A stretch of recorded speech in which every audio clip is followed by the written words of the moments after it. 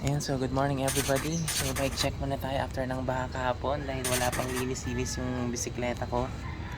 It's just amazing to find out na itong Tapaludo na to kasi umiikot to ng ganyan eh. Grabe yung baha kahapon since malakas yung current ng baha. Tsaka malalim. Halos hanggang dito. Yeah. Halos lumublob na yung buong gulong ng bike ko sa baha kahapon. Just amazing na hindi siya tumabingi. Tuwid pa rin siya. Kasi from time to time pag nababangga ito na ina-adjust ko yan eh. Straight pa rin siya. At saka check natin yung drive tray natin. As you can see may mga kalawang na. Kasi grabe talaga hanggang dito yung baha oh. So yung pagpadya ko talagang lubog na. Iniikot yung paa ko habang pumapadya, ganyan. So lublob na talaga sa tubig. Yan oh. So yan. Pero matatanggal natin yan, ng mga kalawang na yun. So praise the Lord. Yung unahan natin, okay naman na. Okay pa naman. Yung fork, wala namang sign na nag-leak out yung oil sa loob.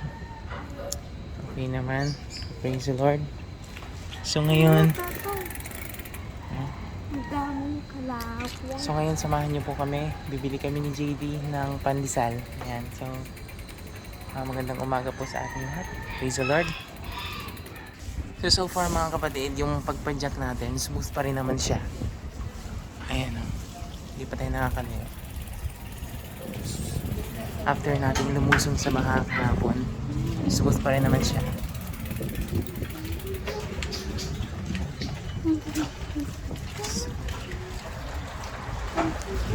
So palabas na kami ngayon dito sa JP Rizal.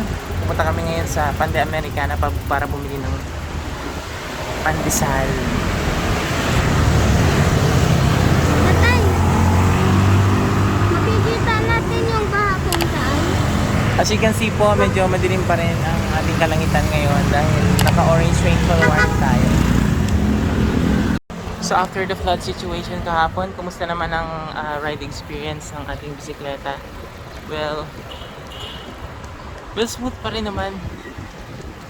May ganit konti kasi yung kalawang na nag-build up overnight mula kahapon hanggang ngayon, yun yung nagtukas ng friction.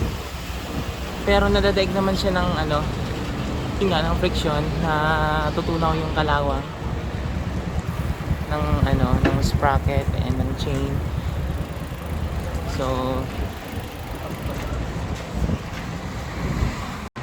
ayan, so dito nga po sa bandang ito mga kapatid, dito sa dinadaanan namin ngayon, dito yung sobrang may malaking baha. Usad pag na lang talaga ako, para akong alam yun, parang akong umaakyat ng bundok dahil mabigat yung pagpadyak. Kaya ang gear setting natin kahapon is nasa second front sprocket tayo at saka nasa low gear tayo Dito? para madala natin yung current kasi dito malakas rin yung agos ng tubig at saka malalim talaga po yung baha. Pag-akyat dito sa may tulay medyo okay na rin, wala nang baha dito nasa stranded yung mga nakakasakyan kahapon, hindi na sila makadiretso lalo dito sa palusong na to kasi mataas na talaga yung tubig. Tsaka mahirap ng i-risk. Yung binabala ko kahapon na magta-tricycle, siguro kung nag-tricycle ako, makaka-uwi ako mga alas 5 na or mas matagal pa kasi syempre hintayin pa ng mga drivers na humupay yung baka. So dito po talaga kahapon lubog dito. Kaya nagulat po ako at nanibago po ako sa sa baha kahapon kasi in my almost 11 years of sa halos 11 years kong pagtatrabaho bilang guro dito sa parehong kumpanya kung saan ako simula magtrabaho, first job ko, never pa ako nakakita ng baha na binaha yung lugar na to.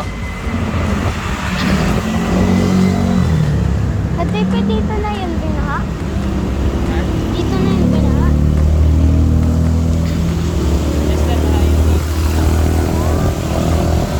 Baka ito, nabuong ito. Ang lalim ng baha dito kahapon.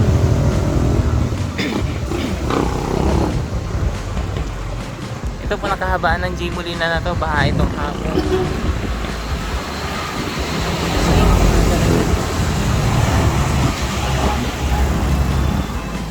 Kahapon, simula dito, may baha na dito. Mula pa lang dun sa kantong yun, oh, sa may intersection na yun, baha na. Grabe, first time ko talagang maranasan yun. So yan, so we're currently passing by our workplace sa at yun natin dyan. Papansin natin wala na pong baha, ano po. Lapit na kami ngayon dito sa Pante Americana, mga kapatid, mga kaibigan. At medyo umaambon-ambon na. Pa-konti-konti. Yan.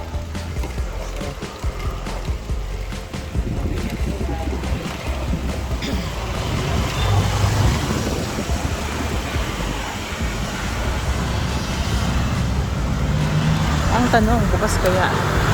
Or may pandesal kaya sila? Big question. Let's see.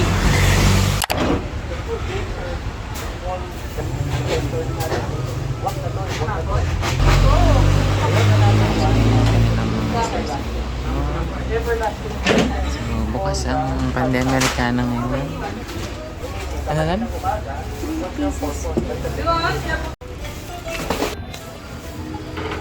So, tapos na kaming bumili ng tinapay, mga kapatid. Ito na nga po na kapag tayo ay nagtitiwala sa Panginoon, yung sinasabi ng isang verse sa Bible na sino man yung nagtitiwala sa Panginoon ay hindi mapapahiya. Whoever hopes in the Lord will not be put to shame. Tsaka alam niyo po, mga kapatid, kung hindi niyo po alam, lahat po ng kailangan natin para mabuhay sa buhay natin ito ay sa Diyos lang natin po makahanap po, ano po. Oh, by the way, segue lang, good job Marikina City Government dahil kahit na kahapon naantala yung pag-collection ng garbage dahil sa mga impassable na roads, ngayon ay tuloy-tuloy na yung kanilang paghahakot ng mga basura. Love, what are you looking there? What are you looking for? This is a bonsai. Bonsai, love. Yung dwarf na plant. Dwarf tree. Come on, love. Let's go. Praise the Lord. Ayan, nakabili na kami ng pandesal ngayon. Kami ngayon uuwi na. Ayan, so medyo dumidilim at umaambon na po yung ating kalangitan ngayon.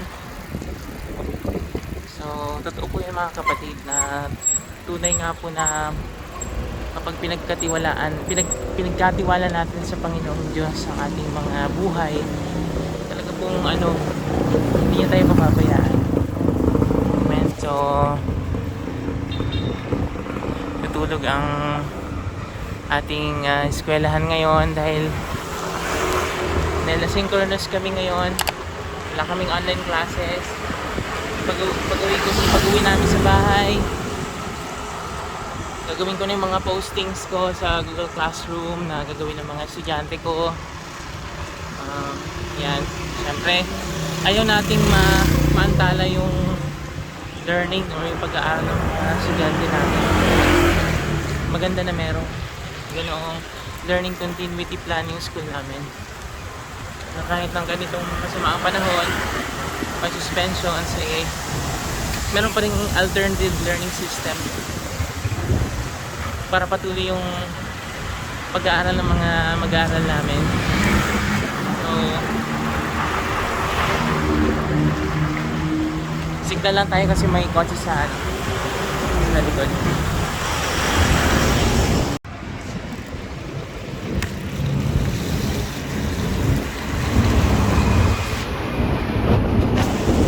Oh no.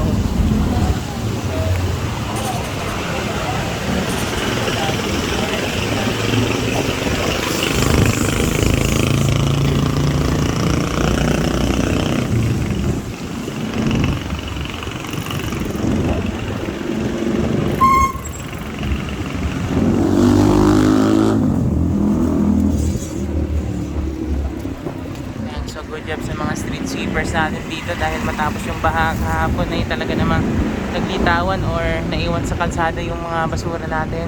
Mga kapatid, ano man po ang nangyari, manatili po sa ating mga puso ang pangako niya na kailanman ay hindi niya tayo iiwanan, hindi niya tayo pababayaan. Lahat ng kailangan natin sa buhay ay nasa Kanya. Kung sa tingin natin ay hindi na kayang or wala nang kayang gawin ng Diyos sa sitwasyon natin, nagkakamali po tayo. Dahil hindi po yan ang pangako ng Diyos. Dahil ang Kanyang pangako po ay ang mga bagay na sa tingin natin ay imposible sa atin, sa pananaw natin bilang tao, imposible yung mga bagay na mangyari. Pero sa Diyos po ay walang imposible po, mga kapatid. Kung sa tingin natin hindi na tayo mapapatawad ng Diyos sa ating mga kasalanan, hindi kamali po tayo, mga kapatid. Dahil sinasabi po ng Bible, kapag ating ipinahayag ang ating mga kasalanan, naging honest tayo, nagpakumbaba tayo sa Panginoon, patatawarin niya tayo, lilinisin niya tayo sa ating mga pagkakasala. Amen. Kung sa tingin natin ay hindi na masusolusyonan yung problema natin, nagkakamali po tayo, mga kapatid, dahil ang Diyos po ay nagmamalasakit sa atin at alam niya kung ano yung kailangan natin bago pa man natin hingin sa Kanya. Kailangan lang natin gawin ay lumapit sa Kanya, pagkatiwala yung ating mga buhay. Amen. So mga kapatid, pauwi na kami ng aking anak na si JD at medyo umiitim na talaga yung kalangitan ngayon doon sa bandang Silangan.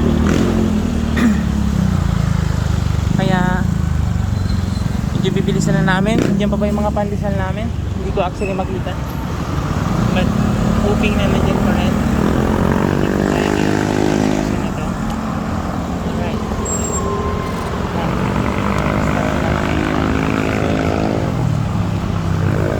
Okay.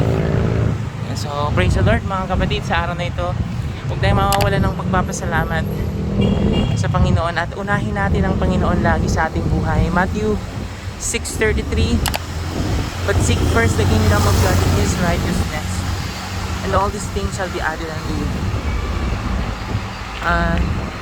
Bawat araw na lumilipas, mga kapatid, kailangan natin ng Diyos, kailangan natin ng salita niya. Dahil kung wala siya at wala ang kanyang salita,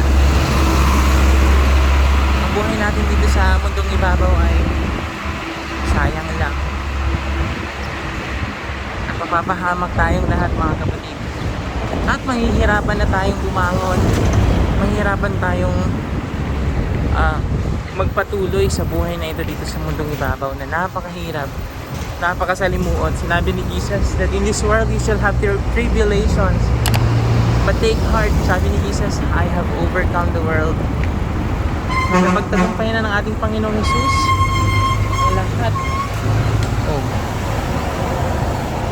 ang lahat ng mga suliranin natin sa mundong ito, kinakaharap natin. At wala na pong bago po sa mga problema kinakaharap natin araw-araw. Lahat po yan ay pare-parehong pinagdadaanan ng lahat ng mga tao sa buong mundo. Wala pong bago, mga kapatid. Although iba't iba nga lang yung level ng hirap ng mga problema at suliranin natin sa buhay, pero isa lang po ang sigurado, mga kapatid, nakasama natin ang Diyos sa mga pagsubok at tutulungan niya tayo na malagpasan yung mga pagsubok natin sa buhay kung tayo ay lalapit at magtitiwala sa Kanya. Amen po. So mga kapatid, hanggang dito na lamang video natin ngayon. Pagpalain po kayong lahat ng Panginoong Diyos. Paalam!